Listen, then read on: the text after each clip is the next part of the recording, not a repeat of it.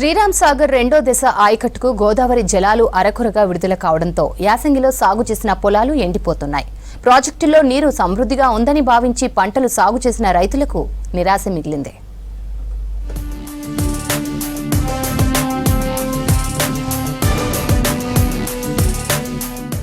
SRSP రెండో దశ ఆయకట్టు కింద సూర్యాపేట జిల్లాలో 2 లక్షల ఎకరాల వ్యవసాయ భూములున్నాయి. ఆయకట్టు కింద ఉన్న భూములకు నీరందించేందుకు 3 డిస్ట్రిబ్యూటరీ మేజర్లు ఏర్పాటు చేశారు. అందులో DBM 69 కింద తిరుమలగిరి, తుంగతుర్తి, మద్దిరాల, నూతనకల్ మండలాల పరిధిలో 27 కిలోమీటర్ల కాల్వ విస్తరించి ఉంది.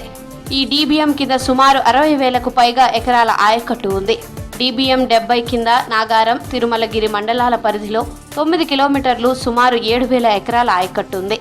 DBM 71 పరిధిలో తిరుమలగిరి, అర్వపల్లి, నాగారం, సూర్యాపేట, పెన్పహాడ్, ఆత్మకూరెస్, మునగాల, నడిగూడెం, మోతె మండలాల్లో సుమారు 70 కిలోమీటర్ల మేర కాల్వ ఉంది. ఈ DBM కింద అత్యధికంగా 1,50,000 ఎకరాల ఆయకట్టు ఉంది.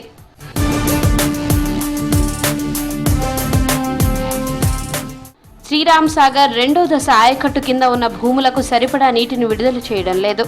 వారబందీ విధానంలో నీటిని విడుదల చేస్తున్నా అవి చివరి ఆయకట్టు వరకు చేరడం లేదు. విడుదలవుతున్న నీరు కేవలం ప్రధాన కాల్వల్లో మాత్రమే ప్రవహిస్తోంది. ఉప కాల్వల్లో నీరు ప్రవహించే పరిస్థితి లేదు.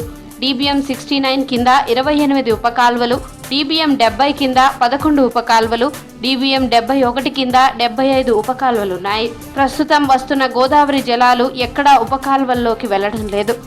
దీన్ని దృష్టిలో పెట్టుకుని చాలా మంది రైతులు సాగు చేయలేదు. అయితే కేవలం ఆయకట్టు కింద 60,000 ఎకరాల్లోనే పంటలు సాగయ్యాయి.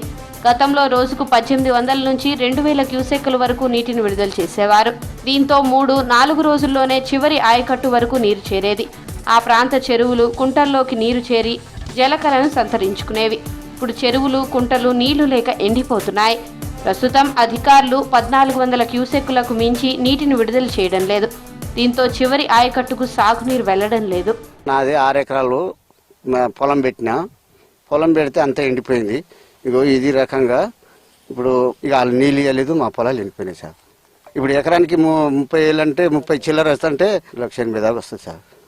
ఎకరానికి 26,000 రూపాయలు పెట్టాం. మొత్తం 2 తళ్ళకు నీళ్లు లేకనే పొలాలు కొన్ని 2 తళ్ళు అయితే బయటపడు. 2 సార్లు నీళ్ళు వచ్చినాయి, నాటు పెట్టినాం. నేను 4 ఎకరాలు పెట్టినా సార్. 2.5 ఎకరాలు ఊరేసిన SRP కాలువ ధర ఇప్పుడు ఇవ్వట్లేదు. HRP కాలువ వల్ల మొత్తం పంట నష్టం అవుతుంది. ఎకరానికి 30,000 ఖర్చు వస్తుంది సార్. 2.5 ఎకరాలు 70,000 ఖర్చు అయినాయి సార్. 70,000 పైన రోడ్లు చెప్తుంది సార్. అటు మొత్తం నష్టపరిహారం అందించాలి రైతులందరికీ, ఎండిపోయిన పొలాలందరికీ. గోదావరి జలాలు విడుదల చేసి 2 నెలలు అవుతున్నా నేటికి DBM 71 పరిధిలోని పెన్పహాడ్, మోతే, నడిగూడెం, మునగాల మండలాల చివరి భూములకు నీరు చేరలేదు. అంతేకాక DBM 71కి పైన ఉన్న సూర్యాపేట, ఆత్మకూర్, అర్వపల్లి మండలాల పరిధిలో కూడా పొలాలు ఎండిపోతున్నాయి. శ్రీరామ్ సాగర్ రెండో దశ ఉపకాల్వలు 20 ఏళ్లుగా మరమ్మతులకు నోచుకోవడం లేదని అంటున్నారు అన్నదాతలు. ఉపకాల్వలు పటిష్టతను కోల్పోయి అధ్వానంగా మారుతున్నాయంటున్నారు.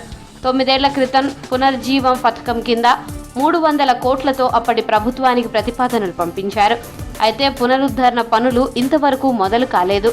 ఎండిపోయిన పంటలకు నష్టపరిహారాన్ని కేంద్ర రాష్ట్ర ప్రభుత్వాలు అందించాలని డిమాండ్ చేస్తున్నారు రైతులు. ఈ కాలువ వచ్చేసి 69-71 అండి. ఈ కాలువకు రావాల్సిన ఒక్క నీళ్లు 2,200 క్యూసెక్కులు రావాలి. వస్తే మనకు సమృద్ధిగా నీళ్ళు వస్తాయి. 2,200 క్యూసెక్కులు ఇచ్చి పెడతామని మాకు ప్రకటించారు సార్. అది రాకుండా మా పంట పొలాలు మొత్తం ఎండిపోయి ఇలా దిక్కు చూసని పరిస్థితుల్లో మేము రైతాంగం మొత్తం ఉన్నాం సార్. దానికి దయచేసి ఇప్పుడు నీళ్ళు రాకపోయినా ఇంకొక వారంలో మళ్ళీ ఇచ్చి చెరువులు నింపితే పశువులకు, గొర్రెలకు, బర్రెలకు తాగునీరుకైనా పనికొస్తాయని ఆశతోటి రైతాంగం ఉంది సార్. సర్వీస్ కాలువ నమ్ముకొని పంట దిగుబడి చేసుకుంటున్నాం. 2 కాలువల నుంచి నీళ్లు రాక దాదాపు 5 ఎకరాలు, 6 ఎకరాలు, 7 ఎకరాలు ఒక్కొక్క రైతు ఎండిపోవడం జరిగింది. గవర్నమెంట్ ఎట్టు పరిస్థితుల్లో నష్టపరిహారం చెల్లించాలని, ఒక్కొక్క ఎకరానికి 30,000 రూపాయలు చెల్లించి మాకు ఆదుకోవాలని గవర్నమెంట్ని ఏడుకుంటున్నాము. నా 7 ఎకరాలండి. 7 ఎకరాలల్లో 2 ఎకరాలు బారుతుంది సార్. బోర్లు ఉంటే చెరువులలో నేనుంటే మొత్తం బారేదే. కానీ బోర్లు పోయినాయి, కాలువ నీళ్ళు రాక బోర్లు పోయినాయి, మొత్తం భూగర్భ జలాలు కింద పడిపోయి మొత్తం ఎండిపోయింది సార్. ప్రభుత్వం కొంచెం చొరవ తీసుకొని రైతులని కొంచెం అర్థం చేసుకొని ఇన్సూరెన్స్ డబ్బులు ఏమైనా చేసి రైతులను ఆదుకోవాలని కోరుకుంటున్నాం. శ్రీరామ్ సాగర్ ఆయకట్టుపై ప్రభుత్వానికి పట్టింపు లేకుండా పోయిందని ఆరోపించారు స్థానిక రైతులు. గోదావరి జలాలు వారబందీ విధానంలో చివరి వరకు వస్తే వాటి ద్వారా చెరువులు, కుంటలు నింపుకునే అవకాశం ఉంటుందని, దీంతో భూగర్భ జలాలు పెరిగే అవకాశం ఉంది అంటున్నారు రైతులు. అప్పుడు రైతులు కేవలం కాల్వ నీటిపైనే కాకుండా బోర్లు, బావులు, చెరువులు ఆధారంగా పొలాలను కాపాడుకునే అవకాశాలుందంటున్నారు. మరి పొలాలు మొత్తం ఇట్లా తీర పొట్ట దశలో మొత్తం ఆ నీళ్ళు ఆగిపోయినాయి. పైన వాళ్ళు కెనాల్ ఇయ్యక నీళ్ళు ఆగిపోయినాయి. ఈలోగా మొత్తం పొలాలు ఎండిపోయి ఇగో ఈ పరిస్థితి సార్. 5 ఎకరాలు, 4 ఎకరాలు, 3 ఎకరాలు చేసుకున్న రైతు కనీసం 10 గుంటలు కూడా లేకుండా పోయినాయి సార్. చాలా ఇబ్బందులు పడుతున్నాం సార్. మాకు వచ్చింది అసలు ఇంట్లో ఏం లేదు సార్. ఒక్కొక్క రైతుకు వచ్చేసి 3 లక్షలు, 4 లక్షలు అట్లా లాసులు ఉన్నాం సార్.